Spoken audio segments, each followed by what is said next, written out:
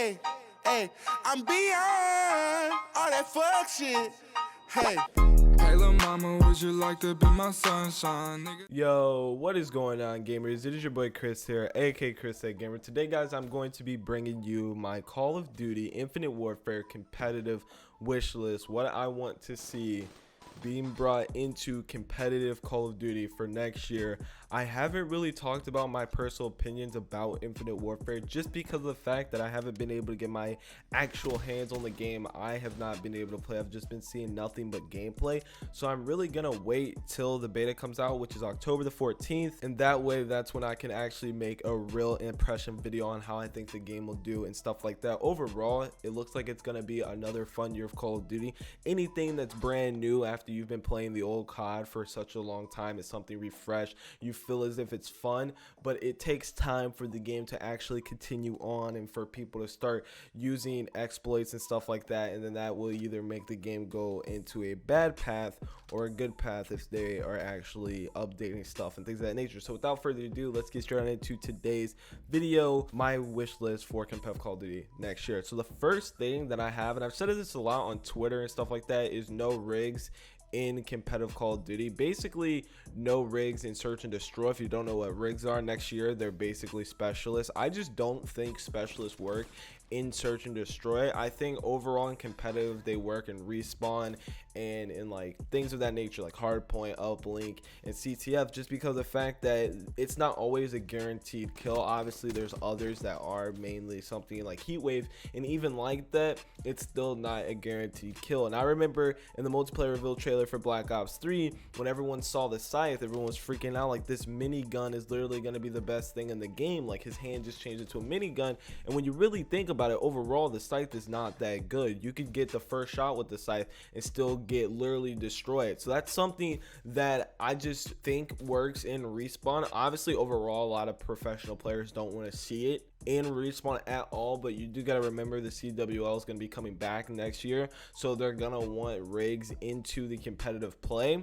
I just don't want to see it in search and destroy. I think it makes search and destroy random. You can't really have a good search and destroy strat. You can't have people that are always going to win search and destroy, because I could heat wave you and you can't do anything to basically save yourself from my heat wave.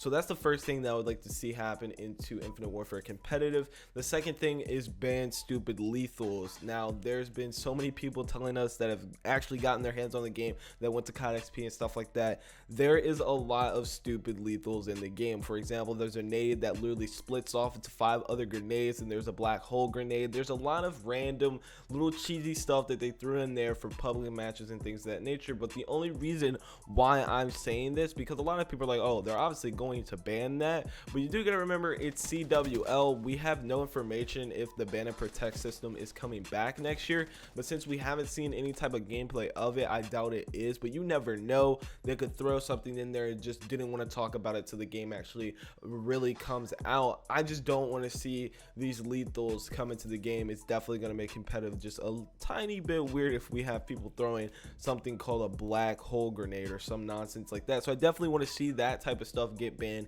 into competitive play, but I'm like 90% sure it's going to get banned. The only reason why I wanted to throw that in there is you literally never know, because we're playing with thermites and freaking C4s in Black Ops 3 for months on. People were literally having to do what they did last year in Advanced Warfare, where it was like, okay, we won't use it if you won't use it. So that's literally the only reason why I wanted to throw that in there. So next off, we have a better rule set that kind of goes with the last step, but overall I feel as if we need a better rule set, something that really goes off into everything. I felt like this year in Black Ops 3, UMG and game battles was kind of like not on the same page a lot of times. Like one website would have camo ban, the other website would have camo allowed, and it just made playing on both websites very annoying, because you had things that were allowed, things that were banned. I'm pretty sure UMG Gaming was like the first site to ban the LCAR, while game battles was still using the LCAR and like high caliber and all this stupid stuff, rapid fire, and it just made it really really hard to play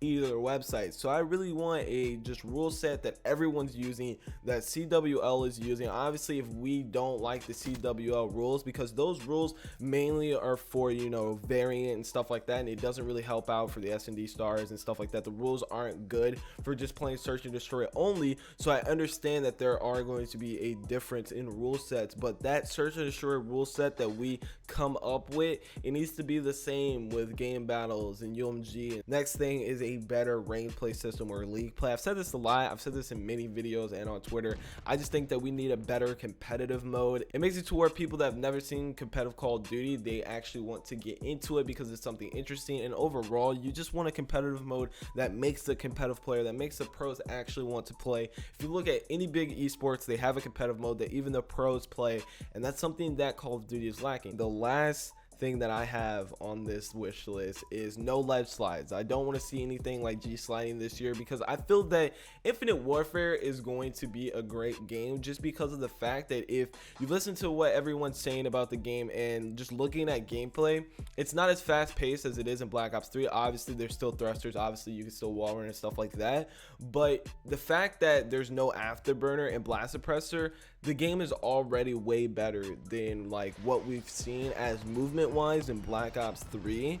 Now if we go ahead and take away ledge slides, that makes the game a lot slower. Think how better Black Ops 3 would be if people can't ledge slide towards you and just get across the map. Even without G sliding, you can still get across the map super quickly in Black Ops 3, especially if you ledge slide and hit a wall run and kind of wall bounce off of that. You could be across the map within seconds.